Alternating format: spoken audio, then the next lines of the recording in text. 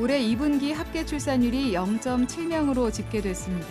지난해 국내 출생아 수가 역대 최저치를 기록한 가운데 출산율 감소 현상이 갈수록 심각해지고 있어 대책 마련이 시급합니다. 심각한 저출산 문제를 극복하기 위해 한국교회도 관심을 갖고 목소리를 높이고 있습니다. 아동 돌봄청 신설 등 저출산 문제 극복을 위한 정책을 제안하며 적극적인 정부 노력을 촉구하고 있습니다. 각 지역교회 선한 사역을 소개하는 우리 동네 우리 교회 코너에서는 한국전쟁 고아들을 돌보기 위해 성육보육원을 세워 70여 년간 섬기고 있는 서울 서초구 수표교 교회를 소개합니다. 여러분 안녕하십니까? CBS 뉴스입니다. 초저출산 시대를 어떻게 극복해야 할지 사회적으로 교회적으로 고민이 깊은데요. 지난해 국내 출생아 수가 더 감소한 것으로 나타났습니다. 처음으로 25만 명을 밑돌면서 역대 최저치를 기록했습니다. 특히 올해 2분기 합계 출산율은 0.7명으로 집계되는 등 끝모를 감소세가 이어지고 있습니다. 천수연 기자가 살펴봤습니다. 국내 출생아 수가 25만 명 밑으로 떨어졌습니다. 통계청이 발표한 지난해 출생 통계에 따르면 국내 출생아 수는 24만 9천 명입니다. 전년도 대비 11,000명, 4.4% 감소했습니다. 여성 1명이 평생 낳을 것으로 기대되는 출생아 수를 의미하는 합계 출산율은 0.78명입니다. 전년도 0.81명보다 0.03명 감소하면서 출생 통계가 작성된 1970년 이래 최저치를 기록했습니다. 합계 출산율은 지난 2018년부터 1명을 밑돌며 감소 추세입니다.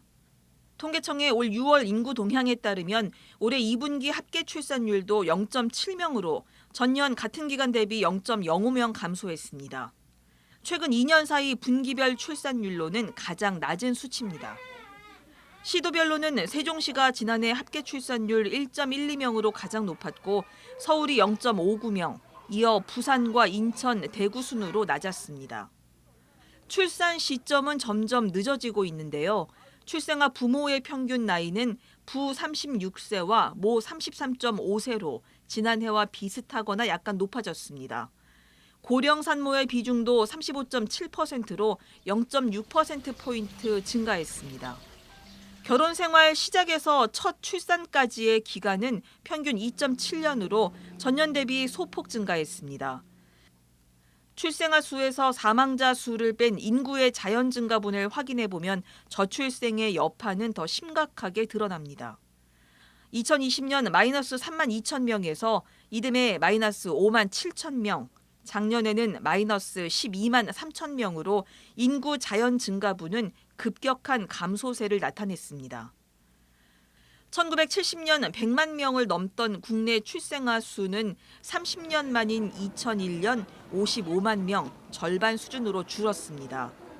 그로부터 20년이 지난 2020년 또다시 반토막이 나는 등 출생아 감소세는 이어지고 있습니다. 초저출산 시대를 염려하는 교회의 고민이 더 깊어지게 됐습니다. CBS 뉴스 천수연입니다. 앞에서 보셨듯이 우리나라 저출산 현상이 매우 심각한 상황에 이르렀습니다. 이런 가운데 저출산 현상을 극복하기 위해 한국 교회도 관심을 갖고 목소리를 내고 있습니다. 보도에 이승규 기자입니다. 전문가들은 이미 오래전부터 저출산 현상의 심각성을 경고해 왔습니다. 2019년 기준 경제협력개발기구 OECD 38개 회원국 가운데 합계 출산율이 0명대를 기록한 나라는 한국이 유일합니다. 갈수록 심각해지는 저출산 현상을 극복하기 위한 한국교회 노력이 이어지는 이유입니다. 당진 동일교회의 경우 교회 시설물을 활용한 온종일 돌봄 체계를 구축하고 있습니다. 실제로 동일교회는 2세에서 7세 아이들을 돌보는 샬롬 어린이집부터 14세에서 19세까지 다니는 신해산 중고등학교까지 온종일 돌봄 체계를 구축하고 있습니다. 그러면 교회에서 제일 좋은 곳에 아름다운 곳에 아이들의 육아를 안전하게 이렇게 좀 꾸며놓고 엄마가 직장 출근하는데 맡기고 가고 퇴근할 때 데려가도 안전한 그걸 만들어야 됩니다. 한국교회 총연합과 한국기독교 공공정책협의회 등은 지난해 20대 대선 당시 대선 후보들에게 아동 돌봄청을 신설해달라는 제안 등 저출산 현상 극복을 위한 17가지 정책을 제안했습니다. 그리고 저출산 문제가 지속되자 최근 정부에 저출산 극복 정책 마련을 다시 한번 촉구했습니다. 아동 돌봄청을 신설할 경우 보건복지부와 여성가족부, 교육부에 흩어져 있는 출산과 보육, 교육 관련 업무를 한 곳에 모아 수행할 수 있는 장점이 있습니다. 교회 공간을 아동 돌봄 시설로 활용하자는 제안도 눈길을 끕니다. 어린이집과 유치원 등 돌봄 시설이 부족한 현실을 파악하고 전국에 있는 5만 개의 교회 공간을 활용해 지역 아동 돌봄센터 역할을 수행할 수 있도록 하자는 제안입니다. 다만 이 경우 건축법 등 관련법의 개정이 필요합니다. 또 신생아에서 만 8세까지의 의료비를 국가가 전액 지원하자는 정책도 제안했습니다. 한교총은 저출산 현상을 더 이상 방치하면 우리나라의 미래도 위험하다며 정부와 정치권이 한국교회의 정책 제안을 적극 실현해달라고 촉구했습니다. 한교총은 앞으로도 저출산 현상 극복을 위해 주도적으로 나설 계획입니다. 생육하고 번사라는 것은 하나님의 뜻입니다. 만나이가 태어나야 합니다. 그리고 잘 자라야 됩니다. 행복하게 자라야 됩니다. 이것을 우리 예수 믿는 사람들이 먼저 앞장서서 하나님의 뜻을 지켜나가는데 최선을 다해야 될 것입니다. 저출산 극복을 위한 한국교회 목소리는 CBS 캠페인을 통해 하나로 모아져 사회에 전달되고 있습니다. 저출산 현상 극복을 위해 앞장서고 있는 한국교회의 노력이 반영돼 미래를 위한 대안이 마련되길 기대해 봅니다. CBS 뉴스 이승규입니다. 성소수자들을 대상으로 축복식을 했다는 이유로 교단 재판에서 정직 2년의 중징계를 받았던 이동환 목사가 소속 교단인 기독교 대한감리회를 상대로 징계 무효 소송을 제기했습니다. 서울중앙지법 민사합의 46부는 오늘 이동환 목사 측이 낸 징계 무효 소송에 대한 첫 공판에서 징계가 절차상 위법한 사실이 없었는지, 교단의 징계가 사법심사 대상이 되는지 등을 중심으로 심리를 진행했습니다. 이동환 목사 측은 법정에서 절차상 문제가 많은 교회 재판이 진행되는 동안 담임 목사로서 노동할 권리가 침해당한 것은 물론이고 생계의 어려움까지 겪었다고 주장했습니다. 반면 감리교단 측은 이 목사의 징계는 절차상 위법하지 않았다며 이 사안은 종교재판이지 사법재판의 대상이 아니라고 반박했습니다. 이동환 목사 징계 무효 소송 두 번째 공판은 오는 10월 18일 오후 2시에 열립니다. 장로회 신학대학교가 이상조 기념 도서관을 최근 재개관했습니다. 1995년에 건축한 이상조 기념 도서관은 국내에서 가장 많은 신학 도서를 보유하고 있지만 시설의 노후화로 인해 제대로 활용을 하지 못했습니다. 장신대는 오래된 기자재를 새로 바꾸고 복합 문화 공간과 북카페 등 학업과 휴식이 동시에 가능한 공간으로 탈바꿈했다고 말했습니다. 장신대는 다음 달 5일 장신대 한경직 기념 예배당에서 준공 감사 예배를 드립니다. 한국세계선교협의회 KWMA와 도서문화사역을 펼치고 있는 GNM 글로벌 문화재단이 어제 업무 협약을 체결하고 각 선교지 신앙 콘텐츠 보급을 위해 힘을 모으기로 했습니다. 이번 협약을 통해 양 기관은 공동체 성경 읽기와 오디오 바이블, 저스트 쇼어 북클럽 활동 등 GNM이 제공하는 다양한 신앙 콘텐츠들을 전 세계 선교 현장에서 활용할 수 있도록 협력하기로 했습니다. 또 책을 구하기 어려운 선교지와 디아스포라 한인교회, 난민 선교단체 등을 대상으로도 신앙 서적 운동을 지원할 계획입니다. KWMA 강대흥 사무총장은 코로나19 팬데믹 기간 30여 개 나라 선교사들이 GNM 북클럽 활동을 통해 큰 유익을 얻은 바 있다며 양질의 신앙 콘텐츠들이 선고 현장에서 귀하게 쓰임받을 수 있도록 노력하겠다고 밝혔습니다. 아시아 기독교협의회 CCA 제15차 총회가 다음 달 27일부터 10월 4일까지 인도 남부 케랄라주 코타얌에서 열립니다. CCA 총회에는 아시아를 중심으로 세계 교회 지도자와 신학자 등 500여 명이 참석해 에큐메니칼 연대를 위해 소통합니다. CCA 총회에서는 창조 세계 회복을 위한 논의도 주요하게 다룰 계획입니다. 한국교회도 이번 CCA 총회에 참석해 한반도 종전 평화서명 캠페인을 펼칩니다. 정의기억연대가 다음 달 1일 전쟁과 여성 인권박물관에서 일제강점기 민간인 학살과 강제동원, 일본군 성노예제 문제를 아우르는 특별 전시 옐로우 메모리를 개최합니다. 이번 전시는 한국 근현대사에서 발생한 국가폭력의 어두운 역사를 예술을 통해 기억하기 위해 마련됐습니다. 특히 올해 간토 대학살 발생 100년을 맞이해 잊혀져가는 조선인 대학살의 현장을 기억하고 역사적 가치와 문제의식을 재조명합니다.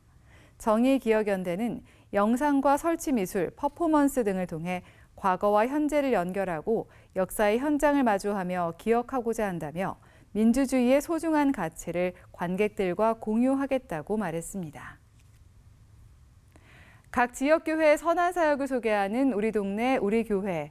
오늘은 한국전쟁 고아들을 돌보기 위해 세워진 성육보육원을 70여 년간 섬기며 복음으로 하나님과 세상을 이어가고 있는 서울 서초구 수표교 교회를 찾아가 봅니다. 최종우 기자입니다. 110여 년 전 한국 교회 부흥의 아버지로 불리는 로버트 하디 선교사에 의해 세워진 기독교 대항 감리회 수표교 교회. 3.1운동 당시 민족 대표 33명 가운데 한 명인 신석구 목사가 6대 담임 목사로 섬긴 한국 교회와 역사에 크게 기여한 교회입니다. 청계천 수표교 다리 옆에 세워졌다 해 수표교 교회라고 칭했지만 그 이름이 주는 또 다른 의미가 큽니다.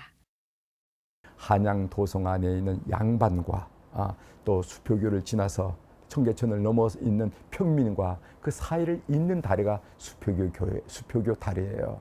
그래서 우리 교회는 옛날부터 하나님과 하늘과 땅을 잇고 또 이런 사람 저런 사람을 잇고 교회와 또 세상을 잇는 그런 의미의 이처럼 사람과 사람, 하나님과 세상을 잇는 수표교 교회의 가장 오래된 섬김 사역은 보육. 한국 전쟁 고아들을 돌보기 위해 미군들의 작은 섬김으로 출발한 성육보육원. 수표교 교회가 70여 년 동안 운영하고 있는 성육보육원엔 미취학 아동부터 고등학생까지 50여 명이 생활하고 있습니다. 요즘에 아시겠지만 친부모의 학대가 가장 많거든요. 그래서 강제 분리된 아이들이 좀 많이 있고요. 그리고 이제 미혼모 아이들, 이제 베이비박스나 이런 데를 통해서 입소한 아이들, 미혼모 아이들도 있고요. 그리고 예전처럼 가정이 어려워서 오거나 이런 경우는 좀 많이 줄고 있는 편입니다. 친부모 학대 비율이 높다 보니 심리 치료를 받아야 할 아동들이 많습니다. 하지만 정부 지원이 부족해 지원 확대가 절실한 상황. 어린아이들 위주로 좀 그런 지원이 좀 더 많아지면 아이들이 좀 더 건강하게, 그러니까 사실은 몸 건강한 것도 기본이지만 마음이 건강해야 아이들이 이곳에서 생활하면서도 조금 더 행복하게 자기가 하고 싶은 걸 하면서 살 수 있거든요. 그래서 그런 부분이 가장 필요하다고 생각이 들고요.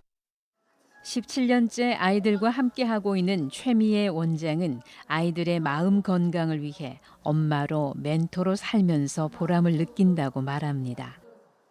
제가 낳진 않았지만 그래도 이 아이들한테 내가 마음을 다한 걸 아이들이 내 마음을 알아주는구나, 이런 부분에서는 좀 굉장히 크게 와닿는 것 같아요. 원생들도 성육 보육원이 있어 웃을 수 있고 형제 자매가 많아 행복하다고 얘기합니다. 저희가 1년에 한 번씩 전가족 수련회라고 다 같이 여행 갔는데 그때가 제일 행복했던 것 같아요. 애들이랑 친해질 기회도 생기고 애들 다 같이 노니까 그때가 제일 행복한 것 같아요. 다른 가정집 애들보다 아이들이 많아서 같이 놀 사람들이 많아서 좋았어요. 그리고 다툼이 많지만 그래도 함께 웃고 웃으면서 노는 게 제일 좋았던 것 같아요. 수표교 교회는 보육원 자녀들이 퇴소 이후에도 행복하게 살아갈 수 있도록 다양한 섬김을 찾고 있습니다. 고등학교 3학년 어느 순간부터 내가 퇴소해?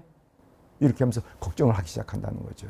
그런데 그 퇴소하는 아이들이 정서적으로 박탈감 또는 어려움 일으키지 않고 사회를 잘 적용할 수 있는 그런 것을 위해서 우리가 걱정하고 이제 우리 교회 모임을 만들었습니다. 하나님과 세상을 잇는 또 다른 섬김, 반지마을 요양원입니다. 경기도 평택에서 몇 안 되는 사회복지법인, 하나님의 사랑으로 어르신들을 섬기고 있습니다. 어르신들의 마지막 남은 여생, 천국에 가실 수 있는 그 길을 저희가 최대한 도와드릴 수 있도록 노력하고 있습니다. 아울러 어르신들이 몇몇 분은 지금 신앙을 갖고 계시지 않으신데요. 저희가 선생님들의 기도와 사랑으로 예수님의 복음을 전할 수 있도록 최대한 노력하고 있습니다. 이 외에도 노숙인 바퍼, 북한 선교, 이주민 섬김 등 다양한 사역으로 교회 이름의 의미를 살려 복음의 가치를 드러내며 그 복음으로 하나님과 세상을 연결하고 있는 수표교 교회. 김진홍 담임 목사는 앞으로도 이웃을 소중하게 여기는 공동체가 되겠다고 말합니다. 예수님께서 하늘에서 이 땅에 성육신 하신 것처럼 저는 교회란 존재는, 공동체는 이 지역을 위해서, 지역을 성화시키기 위해서 성육신된 공동체 존재라고 인식합니다. 그래서 앞으로 우리 교회는 이웃을 섬기는 이 일을 정말 소중하게 여기고 섬기려고 합니다. CBS 뉴스 최종우입니다.